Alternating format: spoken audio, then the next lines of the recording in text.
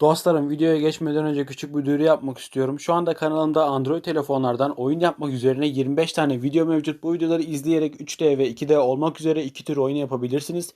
Aynı zamanda oyun yaparken yaşadığınız sorunları Discord sunucumuza gelerek orada bana ve geliştiricilere yaşadığınız sorunları sorabilir ve sorunlarınıza çözüm bulabilirsiniz arkadaşlar.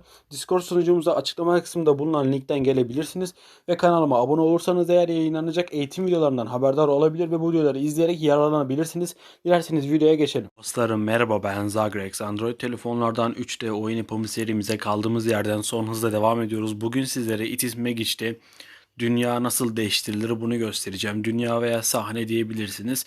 Fakat It is Magic'te bu world, yani dünya diye geçiyor. O yüzden dünya nasıl değiştirilir diye bir video çekiyorum. İlk olarak yapmamız gereken projemizin içerisine girmek. Yanlış projeye girdim, bu projeden çıkacağım. Şurada bulunan bir projeye girmem lazım. Aynen şu projeye girebilirim. İlk olarak projemin içerisine girdim. Projemin içerisine girdikten sonra bir UI controller oluşturmam gerekiyor. Çünkü dünyayı değiştirirken bir buton kullanmam gerekiyor ve bu butonu UI controller oluşturarak sağlayabilirim, elde edebilirim. O yüzden şuraya basıp aşağı inip bir user interface diyorum arkadaşlar. Buna bir kez bastığım zaman böyle bir kullanıcı arayüzü elde etmiş oluyorum. Şu çizgiyi görüyorsunuz zaten. Burası bizim telefonumuzda gözükecek kısım arkadaşlar. Daha sonra buraya geliyorum ve burada bir UI controller oluştuğunu görüyorum. Şuraya basacağım. Ve şu UI controller'ın üzerine basıp yanındaki ok işaretine basacaksınız arkadaşlar. Bir daha basacaksınız, editörün yanındaki ok işaretine basacaksınız ve editör modu açık yapacaksınız. Üzerine bastığınız zaman açılacaktır. Daha sonra burada böyle bir editör görüyorsunuz. Editör ekranı görüyorsunuz. Şimdi bizim bir buton eklememiz gerekiyor. Butonu da yine buradan ekleyeceğiz. Buraya bastığınız zaman aşağıda UI image gözüküyor arkadaşlar. Bu UI image'e bastığınız zaman bir buton eklemiş oluyorsunuz veya bir image eklemiş oluyorsunuz. Şimdi bu image'i istediğiniz yerde konumlandırabilirsiniz. Ortasındaki mavi şeyden tutarak istediğiniz yerde konumlandırabilirsiniz. Şu şekilde şuradan tutup buraya koyacağım. Buraya koyduktan sonra bu UI image'in üzerine birkaç bir şey eklemem gerekiyor. Add component diyeceğim. Ve bunu UI'na gelip UI anchor ekleyeceğim. Yine UI'ye gelip UI event listener ekleyeceğim arkadaşlar. Bunları ekledikten sonra diğer ayarları da yapmam gerekiyor. Mesela şöyle şurayı kapatalım. Şu an baya bir geniş bu. Bunu daraltmamız gerekiyor. O yüzden şuraya basacağız ve şöyle daraltacağız arkadaşlar. Şöyle istediğimiz pozisyona getirdikten sonra daraltabiliriz. Tamam, bu bizim butonumuz olsun. Daha sonra şuraya bunun bir keyname'ini girelim arkadaşlar. Uyguladığım adımları uygulayarak sizler de yapabilirsiniz. Buna bir keyname verelim. Buna buton diyelim. Siz daha anlaşılır bir şeyler yazabilirsiniz. Diğer butonlarınızla karışmaması için. Daha sonra buradan çıkıyoruz. UI Controller'dan çıkmayı göstereceğim. Bu editörden çıkmayı göstereceğim. UI Controller'ın üzerine geleceksiniz. Şuraya basıp yine aynı şekilde editörü kapatacaksınız ve editörden çıkmış olacaksınız. Şöyle de Ground'a basıp kameraya basarak Ground'a gelmiş olacaksınız arkadaşlar. Şöyle, niye böyle bir şey oldu? Şöyle tekrar basalım. Şurada bug'dan dolayı 2D'de kalmış galiba. Tamam, şimdi düzeldi. Şunu da yukarı alalım. Neden böyle şeyler oluyor anlamıyorum.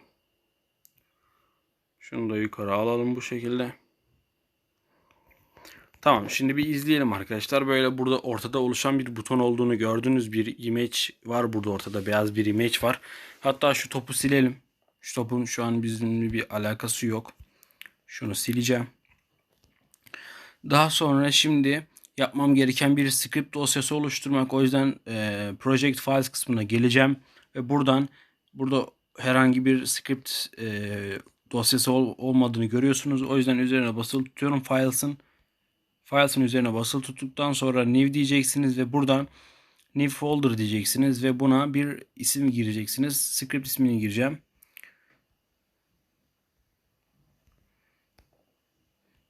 Daha sonra OK diyorum ve burada benim bir script file'ımın oluştuğunu görüyorsunuz. Daha sonra üzerine basılı tutup script file'ın new diyeceğim ve buna new node script diyeceğim arkadaşlar. Bir node script oluşturacağız.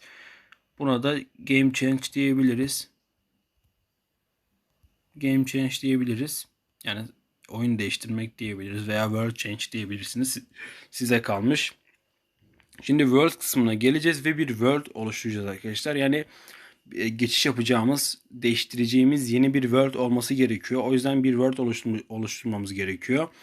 O yüzden bunun üzerine basılı tutup new diyoruz ve new world diyeceğiz. Daha sonra yeni world'umuz oluşmuş olacak. Buna da menü diyebilirsiniz.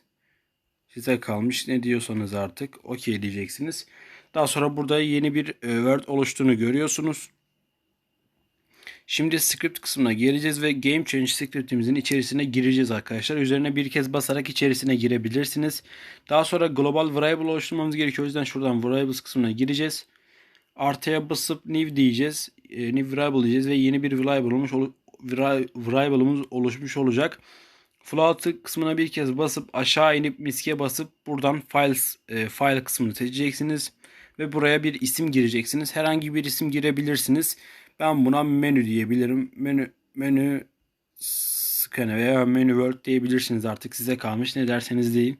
Daha sonra buradan bir tur çıkın ve update kısmına gelin. Content yazısının yanındaki kalem işaretine basın ve artıya basıp new method deyip condition deyin. Daha sonra böyle bir ekran karşınıza çıkacak arkadaşlar. Missing variable kısmına buraya basacaksınız. İsmine geç. Input. Get key. Buraya basıp order options. Entry value. New string. Buraya az önce oluşturmuş olduğumuz butonun key name'ini buraya giriyorsunuz arkadaşlar. Şöyle bir key name'i vardı, o yüzden bunu girdim ben. Daha sonra buraya down yapacaksınız. Şurayı down yaptıktan sonra buraya basıp order options, entry blue, new balloon. Daha sonra bunu turu yapacaksınız. Daha sonra on turuya geleceksiniz. İçerisine bir kez girip buradan bir artıya basıp new worker deyip string ile ekleyeceksiniz. Daha sonra buraya basıp it ismine geç. World controller, load world. Buraya basıp aşağı inip menü scanner'ı seçeceksiniz arkadaşlar. Daha sonra buradan çıkacaksınız. Buradan da çıkacaksınız. Buradan da çıkacaksınız. Ve bu script'i artık butonumuzun içerisine aktarmamız gerekiyor. O yüzden butona geleceğiz. Butona geldikten sonra şurayı açıp aşağı inip add component kısmına basıp buradan bir script ekleyeceksiniz. Custom script ekliyoruz. Daha sonra aşağı inip burayı açıyoruz. Add script diyoruz. Ve oluşturmuş olduğumuz script'i buraya ekliyoruz arkadaşlar. Buraya ekledikten sonra burayı kapatıyoruz.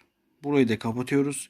Play dediğimizde butona bastığımız zaman bizim diğer sahneye aktarması gerekiyordu. Fakat aktarmadı. Neden aktarmadı acaba, onu merak ediyorum. Çünkü script'e bir word seçmedik. Onu hemen sizlere göstereyim. Buradan script'e ekledikten sonra script'i açacaksınız ve buradan diğer geçiş yapacağı Word'ü seçeceksiniz arkadaşlar. Buradan Word'e gelip menü Word'ü seçiyoruz. Daha sonra şurayı Save Word yapalım. Save Project. Şurayı kapatalım. Burayı da kapatalım. Play diyelim. Butona bir kez basıyorum ve diğer sahneme geçiş yapıyor arkadaşlar. Bu şekilde sahneler arasında geçiş yapabilirsiniz. İletişim ilgisi hakkında merak ettiğiniz şeyler varsa yorumlar kısmına yazabilirsiniz veya daha detaylı bir destek almak istiyorsanız açıklamalar kısmında bulunan Discord sunucuma katılarak bana veya diğer geliştiricilere sorularınızı sorabilir, aynı zamanda çözüm bulabilirsiniz. Abone olarak bana destek olabilir, yayınlanacak eğitim videolarından haberdar olabilirsiniz. Bir dahaki videolarda görüşmek üzere, kendinize iyi bakın, hoşçakalın.